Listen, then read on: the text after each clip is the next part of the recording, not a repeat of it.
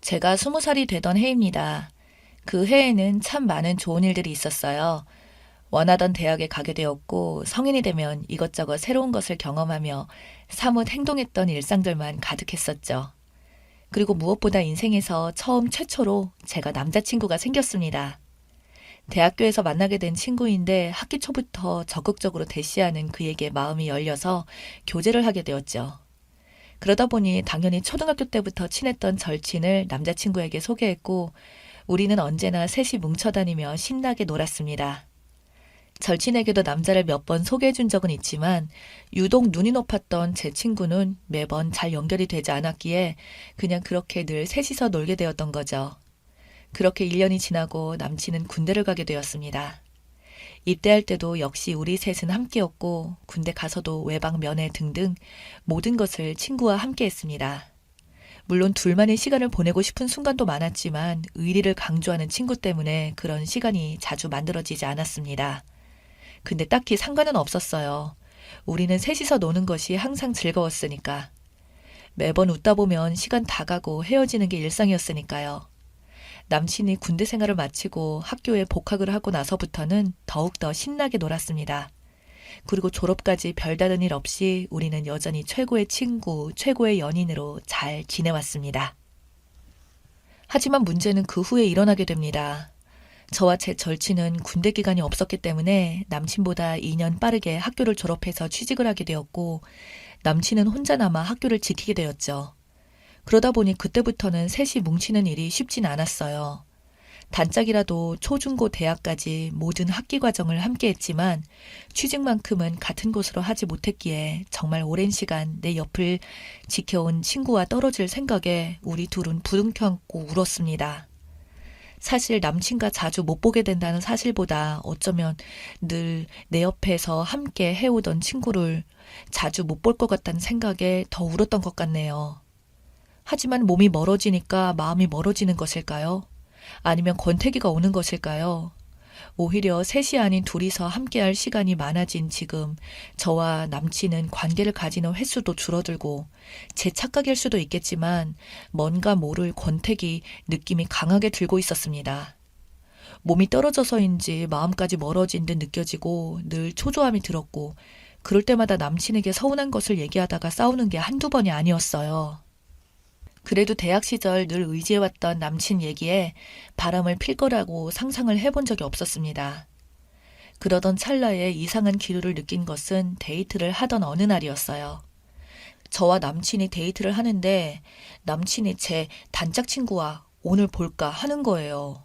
그래서 저는 놀랐던 게 근처인데 왜 나한테 톡을 안 하고 얘한테? 라는 생각이 들면서 따로 전화해서 만나기로 하는 상황이 마음에 안 들었어요. 물론 무조건 저를 통해서 만나야 되는 것은 아니지만 뭔가 기분이 좀 나빴다고 할까요? 섭섭하다고 해야 할까요? 그런 기분이었습니다. 그렇게 셋이 만나서 놀기 시작하는데 그때부터 느껴지는 묘한 기류가 마치 둘이 즐겁고 저만 한 발짝 옆에서 구경하는 사람 같은 그런 느낌을 받았어요. 분명 그와 사귀는 건 나고 한쪽은 내 절친, 한쪽은 내 남친인데 내가 눈치 없이 껴서 논의 같은 그런 느낌을 받은 것이 내 착각인가 싶었죠. 나중에 알게 된 것이지만 그 느낌은 잘못 느낀 것이 아니고 착각도 아니었습니다. 하도 더러운 일이 있어서 그렇게 알게 된 것인지는 말씀드리지 않겠지만 각성하고 그 더러운 남자와 헤어지기 전에도 만나고 있었어요. TV에서만 보던 그 막장 상황. 어쩜 이럴 수가 있죠? 거의 20년을 함께 해온 친구가 내 남친과 바람을 폈고 그러면서도 당당히 셋이서 만나서 놀다니 이건 저를 완전 기만한 거죠. 제가 화가 나서 언제부터 했냐고 하니 우리가 취업을 하고 나서부터였다고 합니다.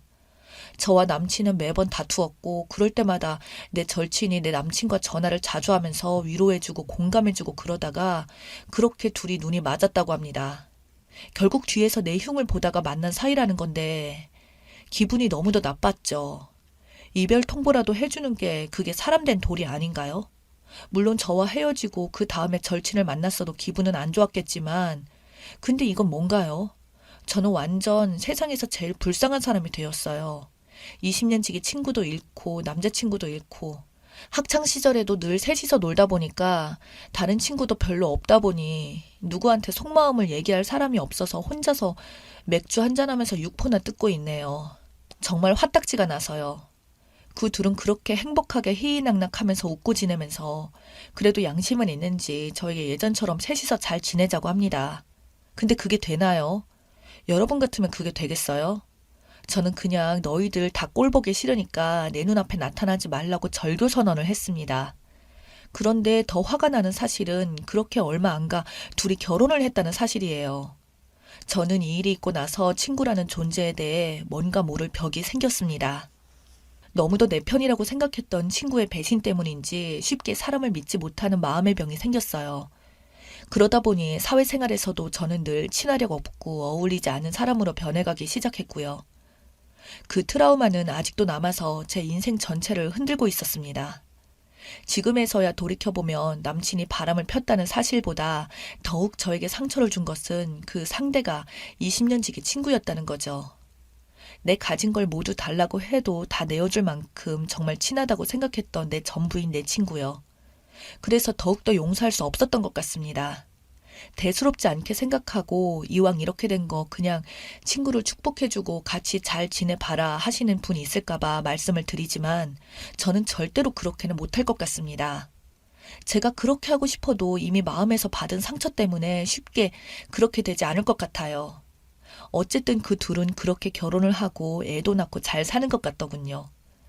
저는 그 둘과 마주치지 않기 위해 그들과 겹치는 모임 친구 무리들을 다 안 만나다 보니 점점 더 고립됨을 느꼈습니다. 워낙 오랜 시간 함께 해오던 친구들이었기에 그 친구의 흔적이 없는 곳이라고는 존재하지 않아요. 그런데 그렇게 살고 있던 그 둘이 이혼을 했답니다.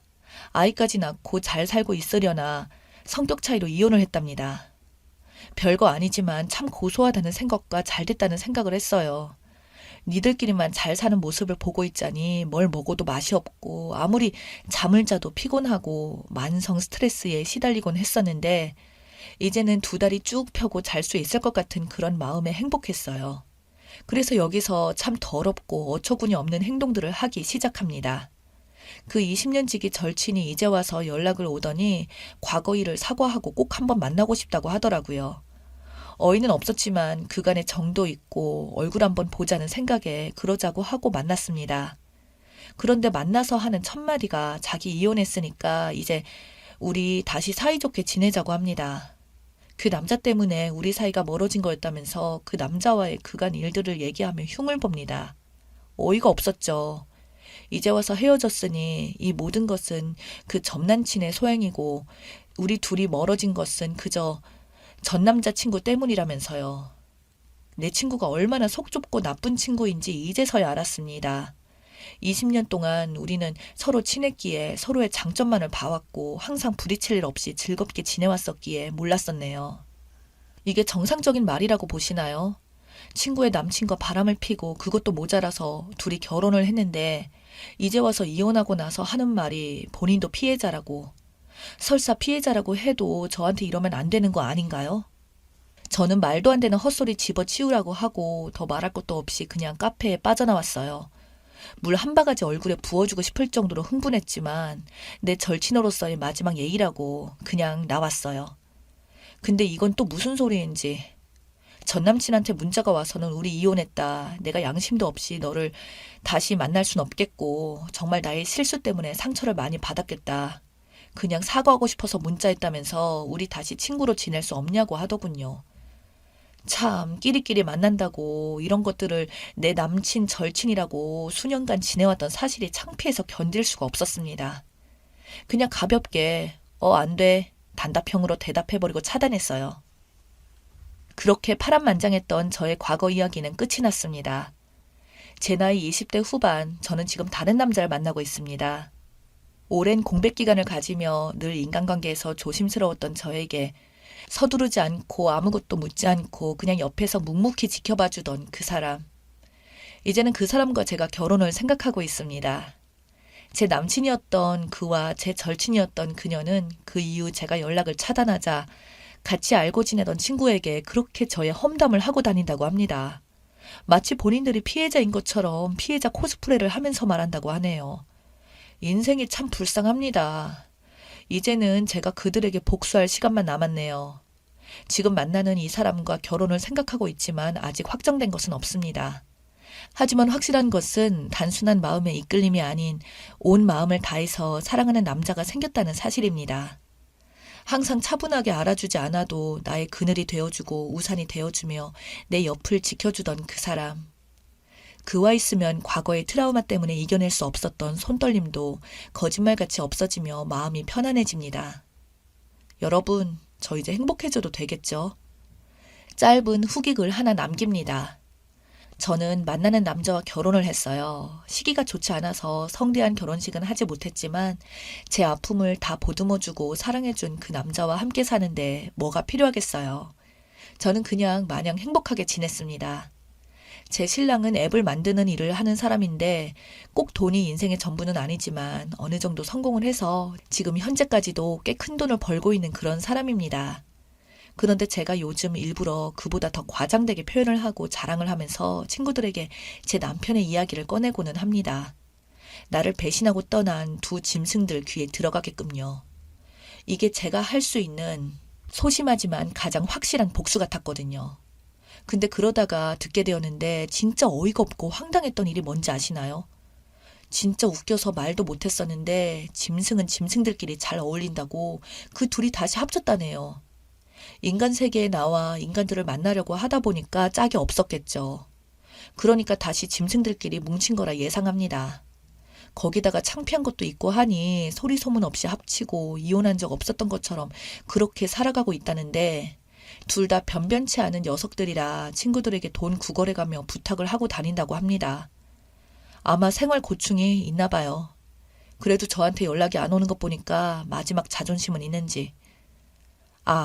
그러고 보니까 제가 다 차단해놨었네요. 왔었을지도 모르겠네요. 제가 먼저 연락 좀 해볼까 봐요. 남편 잘 만나서 돈 우습게 한다는 욕 좀 들어보고 싶어서요. 욕 들어도 기분이 좋을 것 같거든요. 다시 한번 생각해도 지옥문으로 들어갈 저를 구해준 제 친구에게 너무 고맙습니다. 저런 애랑 결혼까지 생각했었다니. 짐승 친구들 제 인생에서 제일 고마운 사람들입니다. 이 정도면 충분히 복수는 되었다 생각이 되지만 그래도 꾸준히 친구들을 만나면 남편 자랑을 하고 다녀야겠어요. 우리 짐승들 부들부들 거리는 거 상상하면서요. 앞으로 그 짐승들 앞에 행복한 지옥길만 펼쳐지길 바라면서 인사를 드려야겠네요. 이야기 들어주셔서 감사합니다.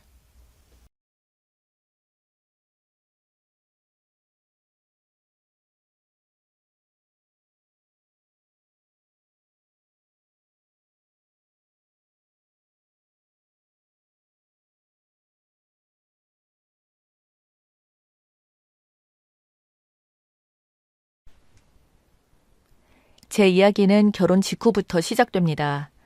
저희 시댁에 갑자기 급전이 필요하다고 하시기에 결혼 전에 신랑이 모아뒀던 돈과 은행에서 빌려 시어머님께서 필요하다고 하시는 액수의 돈을 대었죠.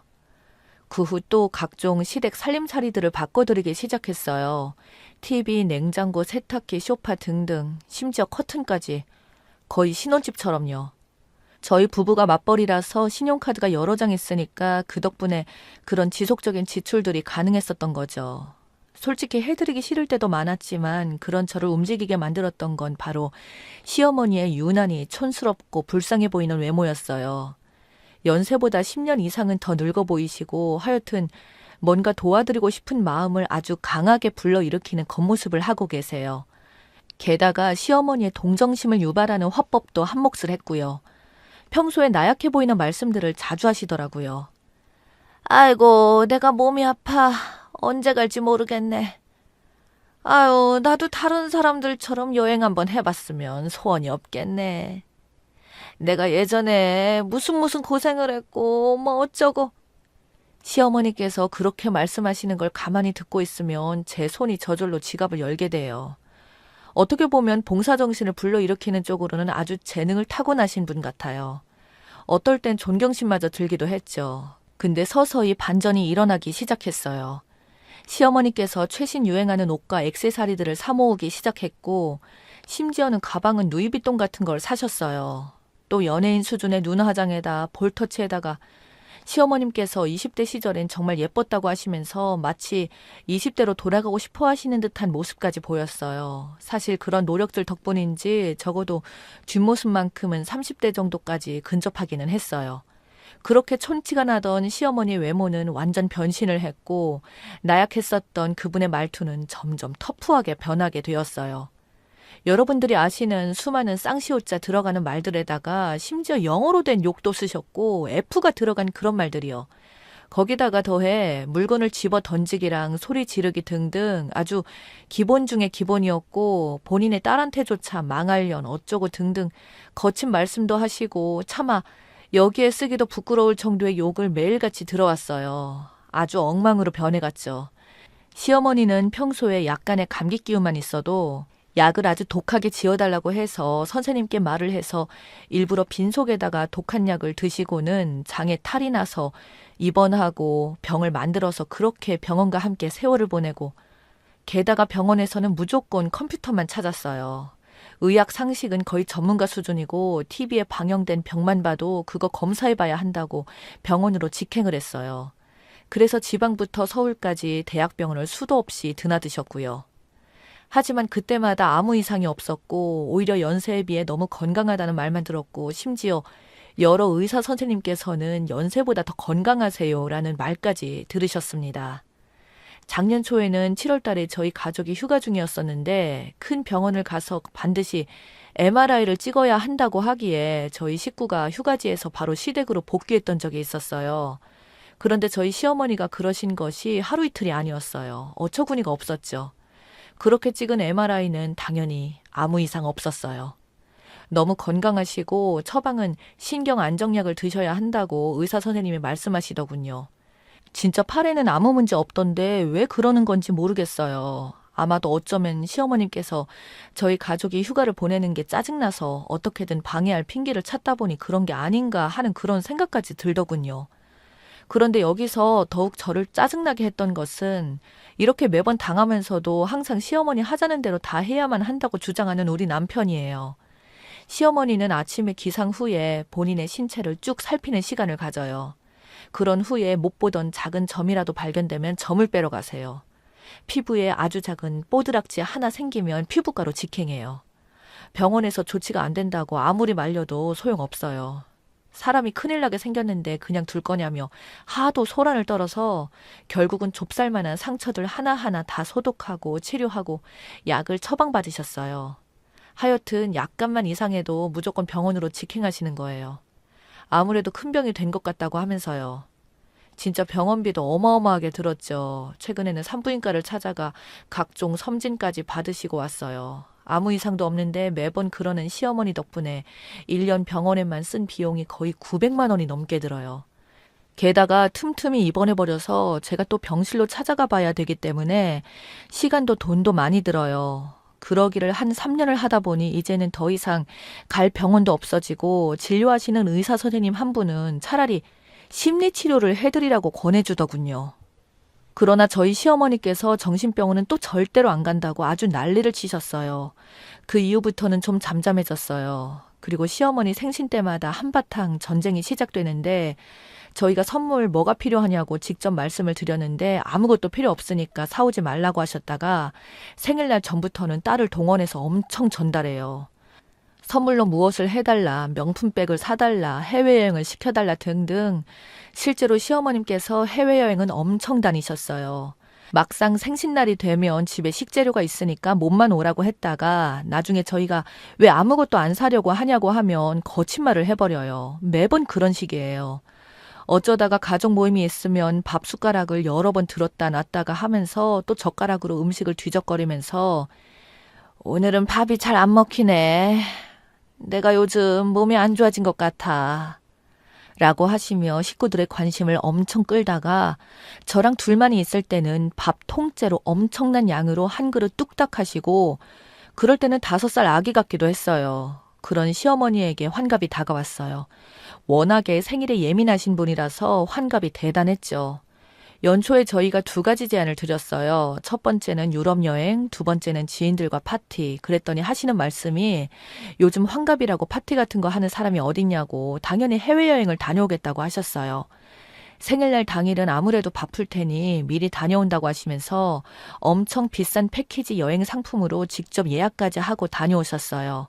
그러다가 환갑 일주일 전 시어머니께서 친구들 보기 부끄러워서 생일날 그냥 있을 수가 없다고 하며 국내 여행을 또 하셨어요. 그리고 생일 당일날 친척 지인분들 다 불러내 뷔페 예약해 놓았다고 하시면서 이제 와서 뭐 어쩔 수 없다고 저희 보고 카드를 달라고 하셔서 그걸로 결제를 했죠. 어쨌든 그렇게 해서 시어머니 환갑을 위해 저희는 1,000만 원 넘게 지출을 해야만 했어요. 저희 부부는 원래 시작했을 때부터 맞벌이였기 때문에 전셋집에 살면서 맞벌이를 하고 있는 상황이었어요.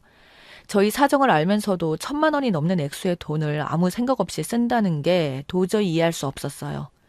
아무리 자식된 도리를 다 해야 한다고 해도 저희 시어머니는 달라도 많이 달랐어요.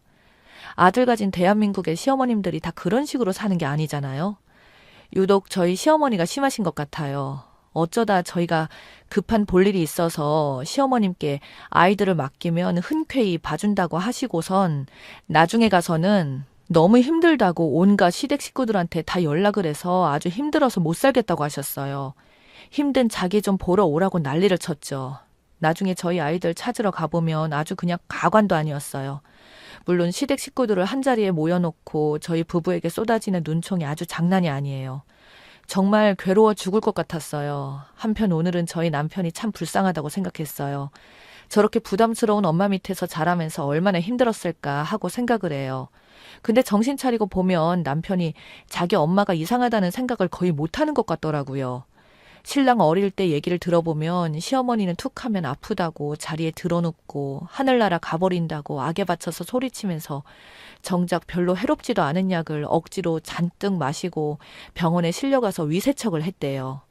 정말이지 한시도 편할 날이 없었던 것 같더라고요. 그래서 남편도 적응이 돼서 아무렇지 않게 생각하는 것 같았어요. 오히려 제가 이상하다는 듯 행동을 했어요.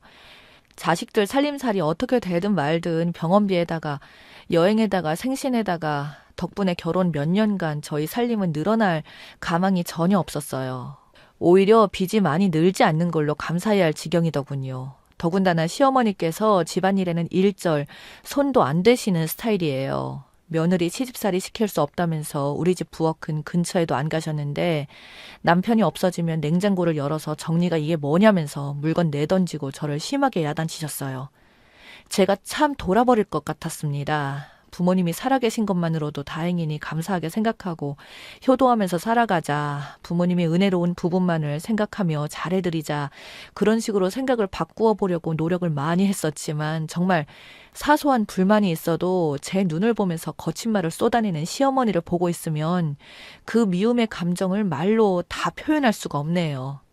그래도 부모님 계실 때 잘하자. 그렇게 머리로는 이해하는데 마음은 그게 잘 안 됐어요. 저도 감정이란 게 있으니까요. 그래도 잘 살펴보려고 심리학에 관련된 서적들도 많이 보고 어떤 날은 피해 심리 같은 것에 대해서 연구해 봤어요. 시어머니 말씀으로는 젊으셨을 때 너무 고된 시집살이를 해서 가슴에 화가 맺히셔서 그렇다고 하더군요. 그래서 남편에게 증조 시할머님이 얼마나 어머님에게 못되게 했으면 어머님이 저러실까 했더니 남편이 뭔 소리냐며 우리 할머니 일찍 돌아가셔서 엄마를 만난 적도 없다고 하네요.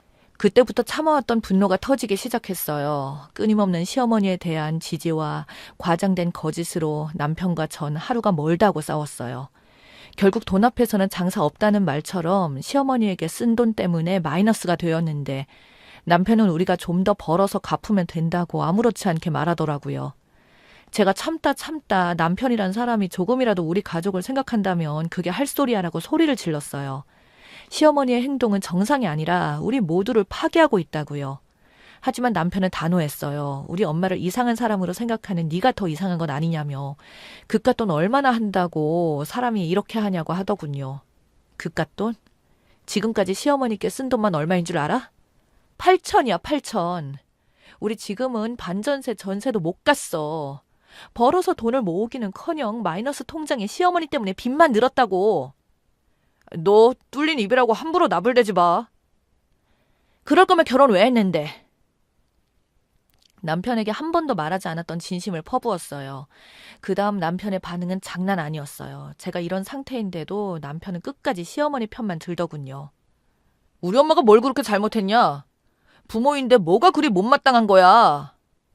남편의 말과 행동에 이혼을 결심했죠. 이왕 이렇게 된 거 할 말은 했어요.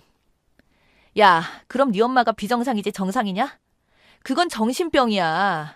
솔직히 병원에서도 정신과 가보라고 했는데 인정 안 하는 건 너랑 네 엄마잖아. 네가 볼 때야 약한 척 하겠지만 내 앞에서는 괴물이고 악마야. 매번 사람들 앞에서 입맛 없다고 약한 척 하다가 나랑 있으면 어떤 줄 아니? 그냥 밥 통째로 다 먹어. 그걸 알아? 네 집 주제에 이 루이비통이 말이 되니? 네가 언제 나 루이비통 백 사준 적이나 있어? 돈도 없는데 뭐 맨날 명품이야? 얼굴에 보톡스는 어떻게 진짜 못 봐주겠어. 어차피 난 너랑 살 생각 없어. 할 만큼 했고 돈 한 푼 없는 집안 남은 것 가지고 갈 것도 없어. 꼴도 보기 싫어. 네 어린 시절은 어땠을까? 불쌍해서 같이 살아줬더니 역시 피는 못 속이는구나. 너도 네 엄마 모시고 잘 살아. 내 앞에서 당장 꺼져.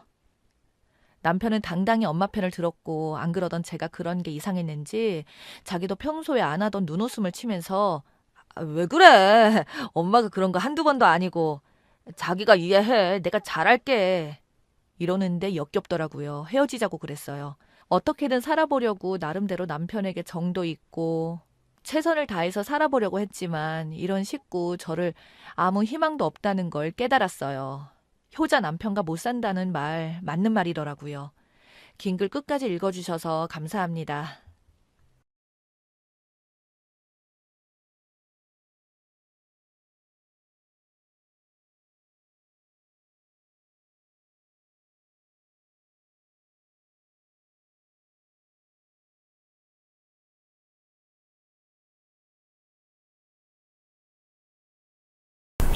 오늘의 사연 시작하겠습니다. 안녕하세요. 정말 너무 화가 나고 말도 안 되는 일이 생겨서 여기에 글을 쓰고 조언을 듣고자 합니다. 잘 안 믿기겠지만 저도 이게 자작이었으면 좋겠는데 절대 자작 아니고요. 실제 제 상황입니다. 도와주세요. 결혼한 지 3년 됐고요. 애기 2살입니다. 정말 저희 남편 정말 좋고 아까운 사람입니다. 저희 집에서도 굉장히 좋아하고요. 제가 봐도 저는 정말 결혼 잘했다고 생각하거든요. 저희 남편 한 달에 300만원씩 꼬박꼬박 벌어오고요. 결혼할 때 돈이 한 푼도 없었네요. 이유가 물어보니 시어머니한테 한 달에 100만원씩 용돈 드렸고요. 결혼한 시누이한테 용돈을 한 달에 50만원씩, 그리고 자기 보험료에 휴대폰비, 차량 유지비, 카드값 등등 하니까 돈을 모을 수가 없었다고 하더라고요. 그래요. 어차피 이런 거 알고도 제가 남편 좋아서 결혼한 거고 결혼하고 나서부턴 안 그러기로 해서 저는 그냥 넘어갔습니다. 그리고 남편이 시댁에 딱 부러지게 말을 했다더라고요. 결혼하고 나서부터는 지원 없다고. 시부모님 다 계시지만 둘 다 결혼할 때 내놓을 돈 없으시다고 하시더라고요. 솔직히 저는 집이 조금 괜찮은 편입니다. 24평짜리 아파트 저희 아빠가 해주셨고요. 혼수도 제가 결혼 전에 모아뒀던 돈이랑 저희 오빠 그리고 엄마랑 셋이 합쳐서 남부럽지 않을 만큼 했습니다. 시댁에서는 다 생략하자고 했지만 저는 잘 보이고 싶은 마음에 어머니 밍크 코트 하나랑 아무것도 받은 게 없었기 때문에 그냥 용돈 기본으로 하시라고 500만원 정도 드렸네요. 용돈 하시라고요. 여기까지는 잘 넘어갔는데요. 결혼하고 나서부터 제가 옷이라도 한 벌 사입으면 시누이가 귀신같이 알고 옳게 옷 샀네 하면서 시비를 거는 겁니다. 그렇다고 저도 모아놓은 돈 좀 있고 남편도 돈벌이 괜찮다고 해서 비싼 옷 같은 거 안 입습니다. 저는 아기 물건이나 옷이며 물려받을 수 있는 건 물려받아서 쓰고요. 가끔 보세옷 사입는 정도이고요. 돈 한 푼 막 쓰는 그런 사람 아니거든요. 결혼할 때 남편이 미안했는지 명품백을 사준다고 하더라고요. 솔직히 여자라면 하나쯤 가지고 싶지만 애기 낳으면 들고 다닐 시간도 없을 것 같아서 명품보다 조금 저렴한 메트로시티 가방 47만원짜리 받고 고맙다고 하고 여지껏 잘 들고 다닙니다. 근데 이것도 시누이한테는 화가 나나 봅니다. 제가 그 가방을 들고 시댁에 갔었는데 올케는 신랑이 잘해주나봐. 엄청 비싼 가방 들고 다니네 이러길래 결혼할 때 받은 거라고 했더니 그렇게 비싼 걸 받아? 그 어린 나이에 저 20대 중반입니다. 그렇게 어린 것도 아니고 저 정도로 혼수해왔으면 받아도 되는 거 아닌가요? 유모차 솔직히 싼 것도 많았지만 친정 아빠께서 출산 선물로 유모차 사주신다고 하셔서 저는 디럭스형 50만원대 생각했는데 친정 아빠께서 저 애기 낳고 한참 스토키 유모차가 대세인 시절 때 그게 대세인 건 어떻게 아셨는지 그걸로 사주셨거든요. 그러고 나서 농담식으로 아기를 3명 낳아라, 유모차 뽕 뽑아라 이런 식으로 농담하시면서 사주셨거든요. 시댁에선 돈 10만원 주셨어요. 아기 옷 사입히라고. 저 말 한마디 안 했거든요. 역시 신우가 보더니 그 비싼 유모차를 샀다며 알아봤다며 사람이 왜 이렇게 사치를 하냐며 철들라며 멀었다네요. 그래서 친정 아빠가 출산 선물로 사주셨어요 라고 했더니 올케네 집은 돈을 흥청망청 쓰는 게 집안 내력인가봐 이러시는 겁니다. 너무 기가 막혔지만 내가 참으면 되지 하고 대꾸도 안 했네요. 별별이 다 있었지만 얘기하자면 길고요. 요즘 제가 화가 나는 건요, 친정 엄마가 건강이 안 좋아지면서 저한테 엄마가 키우던 강아지 2마리를 맡기셨습니다. 근데 저도 좀 있으면 아이 어린이집 보내고 일 시작하려 했고 아기가 아직 2살이라 강아지 보면 무서운지 자지러지게 우는 거예요. 저도 결혼 전부터 키우던 강아지들이고 저 또한 강아지 엄청 좋아하기 때문에 마음 같아선 키우고 싶었지만 동물이 먼저입니까 사람이 먼저지. 다행히도 친구가 2마리 키우겠다고 친구 어머님이 아버지 돌아가시고 외로워하신다고 다 데려간다고 하는 거예요.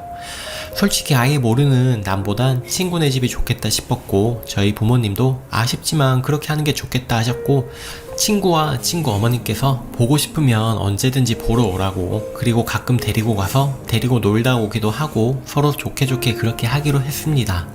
근데 시어머니랑 시누이랑 저희 집에 왔었는데 강아지 보더니 애 있는 집에서 미쳤냐길래 원래 치우려고 했고 친구 주기로 했다, 그리고 강아지 예방접종도 다 철저하게 했고 털도 밀었으며 아이한테 크게 해끼치지는 않는다고 얘기했습니다. 저 출산할 때도 알아봤는데 아이와 강아지를 일부러 같이 키우는 사람도 있다고 까지 얘기해줬는데 저보고 미쳤다고 하더니 나중에는 강아지들 보냈다고 하니까 한다는 말이, 그렇게 오래 키웠다면서 그 강아지들 어떻게 그렇게 쉽게 보낼 수 있냐며 너는 네 애도 버리고 도망갈 사람이래요. 피도 눈물도 없는 사람이라네요. 아니 도대체 저한테 왜 이러는 걸까요? 신우한테 제가 뭐 실수한 거 있냐니까 그냥 얄밉답니다. 지보다 내가 더 잘 사는 것도 얄밉고 지는 집도 없는데 우리는 신혼 시작부터 집 사고 시작하는 것도 얄밉고 다 싫다고 하네요. 남편이랑 지금 신우랑 싸우고 난리 났거든요. 근데 시아버지랑 시어머니께서 저한테 전화하더니 이혼하랍니다. 제가 착한 남편 꼬드긴 천하의 나쁜 사람이래요. 도대체 이 상황을 어떻게 해야 될까요? 인생 선배님들 좀 도와주세요. 후기입니다. 참 사람이 간사하더라고요. 남편이 신우한테 전화해서 도대체 왜 그러는 거냐고 했더니 너는 불쌍하지도 않냐, 누나가 이러고 사는 게, 이러면서 울더랍니다. 제가 황당한 건요, 애들 둘 다 유치원 다니고 시어머니 가까이 삽니다. 그럼 유치원 차에서 내릴 때만 시어머니가 받아주고 신우가 일을 하면 되잖아요.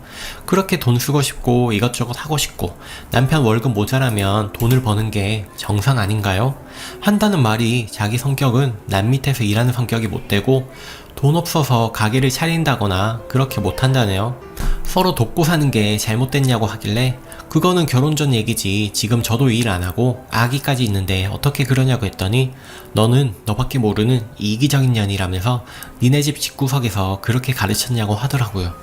300만원 받아오는 거에서 엄마 100 주고 지 50 줘도 니네 세 식구 150 가지고 못 사냐고 하길래 지금 적금 드는 게 한 달에 100이고 보험료에 휴대폰비, 아파트 관리비에 이것저것 하면 저희도 엄청 빠듯하니까 저보고 네가 사치를 부려서 그런다네요. 내 동생이 벌어오는 돈 네가 펑펑 쓰고 다녀서 그런다고. 시집 오기 전에 돈 안 모아놓고 뭐 했냐길래 모아둔 돈으로 혼수 장만하고 아직 좀 남은 돈은 은행에 예탁했다고 했더니 그 돈 쓰면 되지 왜 예탁을 하냐고 욕을 아주 바가지로 하네요. 시어머니는 제가 섭섭치 않게 생신이나 어버이날, 제사 때 그리고 가끔씩 만나면 용돈 30에서 많으면 50 이렇게 드렸는데 이것도 절대 적은 돈이 아닌데 왜 그러시는 걸까요? 저희 집이 아무리 좀 산다고 해도 재벌집도 아닌데 저보고 아빠 유산 미리 물려받으라네요. 무덤에 돈 보따리 가지고 갈 거냐면서. 그래서 화가 나서 말씀이 좀 지나치시다면서, 그리고 저는 결혼할 때 해주신 것만으로도 충분하고 오빠한테도 많은 걸 받았기 때문에 유산에는 절대 관심조차 없다고 했더니 네가 헛배가 불렀다네요. 도대체 제가 뭘 잘못한 걸까요? 그리고 나서 남편이 하는 말이 정말 창피해서 장모님, 장인어른, 그리고 제 얼굴을 도저히 못 보겠다고 하네요. 정말 미안하다며, 어쩌면 너한테 너무 미안해서 이혼해야 되나 생각까지 들 정도라며, 이따 저녁에 시부모님이랑 신우 그리고 저희 부모님이랑 저희 오빠 만나서 얘기하기로 하고 전화 끊었습니다. 나중에 또 후기 올리겠습니다. 이후 후기. 어제 저녁 다같이 시댁에서 모였습니다. 원래 밖에서 만나기로 했었는데 괜히 소란스러워질 것 같고 창피해서 시댁에서 모였습니다. 처음에 신우 남편분 빼고 다 모였었는데 저희 남편이 먼저 도대체 이 사람이 잘못한 게 뭐냐니까 시댁에 자주 안 오고 자기한테도 전화도 자주 안 하고 하는 짓이 천상여우라 혼 좀 내키려고 했다고 하더군요. 이유가 그게 다냐니까 가족들끼리 서로 돕고 살 수 있는 거 아니냐고 하길래 남편이 누나, 내가 직장생활 6년 동안 첫 월급 때부터 결혼 전까지 누나한테 한 번이라도 50만원씩 안 준 적 있냐고 했더니 말이 50이지 애 둘 키우는데 그 돈이면 적답니다. 그럼 형님은 돈 안 버냐고 했더니 남편이 버는 걸로 적답니다. 얼마냐 버냐니까 평달에는 200 정도 벌고 보너스 있는 달에는 250 번답니다. 그럼 누나가 일을 하라니까 애기 낳고 몸이 아파서 못하겠답니다. 그래서 그럼 우리 와이프도 애 낳고 아프니까 돈 못 벌게 해야겠다니까 하나 낳은 사람이랑 둘 낳은 사람이랑은 또 틀리다네요. 듣다 안 되겠으니까 저희 부모님께서 저희 애가 부족한 게 뭐냐고, 뭐가 마음에 안 드냐니까 솔직히 시부모님께서는 말씀하시더라고요. 시아버님께서 빚이 좀 있었고 시어머니는 디스크 때문에 일을 못한다고. 그러니 한 달에 얼마면 얼마 딱 도와줬으면 좋겠다 생각했는데 가끔씩 용돈을 찔떡찔떡 주니 사는 게 답답해서 그랬다며, 앞으로 그런 일 없도록 하겠다며 미안하다라고 하시더라고요. 그리고 시인우가 펑펑 울면서 하는 말이 자기는 여지껏 살면서 50만원짜리 가방 들어본 적도 없고 지금도 투 베이스에서 아이 둘이랑 남편 넷이서 한 방에서 살고 이런 게 다 억울하고, 그런 비싼 유모차 살 돈 있으면 그거 반에 반값 하는 유모차 사고 남는 돈으로 우리 집이나 도와주면 좋겠다는 소리라도 들을 거랍니다. 저희 부모님이 기가 막혀서 왜 도와줘야 되냐니까 가족끼리 서로 힘들면 도와줄 수 있는 거 아니냐며 울면서 소리를 지르더라고요. 저희 부모님이랑 오빠가 도저히 말이 안 통한다면서 더 이상 얘기할 게 없다니까 끝까지 내가 뭘 그렇게 잘못했냐고 그러더라고요. 그러다가 신우 남편한테 전화가 왔습니다. 여기서 2차 저차에서 얘기하고 있다니까 신우 남편이 오더라고요. 진짜 대박인 건 여기서부터입니다. 남편이 결혼하고 6년 동안 저희 남편한테 신우가 돈 받아 쓴 거 모르고 있더라고요. 무슨 소리냐고. 신우 남편 하는 말이 200씩 벌어와도 여지껏 적금 한 번 안 하는 여자다. 벌어오는 족족 다 쓴다고 하더라고요. 근데 애기들 유치원비 나라에서 다 지원되고 집은 전세라서 전기세, 수도세, 보험도 가족 4인이 합쳐서 한 달에 20만원 돈이라고 하고 나머지 돈 다 어디다 쓰고 그게 모자르냐니까 자기도 모른다고 울고, 신우 남편이 정말 미안하다고 저희 신랑 그리고 저랑 저희 부모님한테 면목이 없다네요. 저희 신랑은 진짜 누나한테 질렸다면서 다시 보지 말자니까 알았다고 큰 소리치네요. 저희 시부모님들은 창피해서 어찌할 바를 모르더라고요. 이렇게 끝나긴 했는데 아까 낮에도 문자가 오더라고요. 인생 그렇게 살지 말라네요. 너는 정말 피도 눈물도 없는 사람이라면서 도대체 저는 아직도 제가 뭘 그렇게 잘못했는지 모르겠어요. 저 잘한 거 맞죠? 조언해주신 분들 너무 감사드리고요. 제 편 들어주신 분들 너무 감사합니다. 그리고 자작이라고 하시는 분들이 있는데 저희 신우 친구분들이신가 봐요. 이 상황 겪어봐요. 나도 이게 제발 자작이었으면 좋겠습니다. 조언해주신 분들 감사합니다. 오늘의 사연은 여기까지입니다. 시청해주셔서 감사합니다. 오늘도 즐거운 하루 되세요.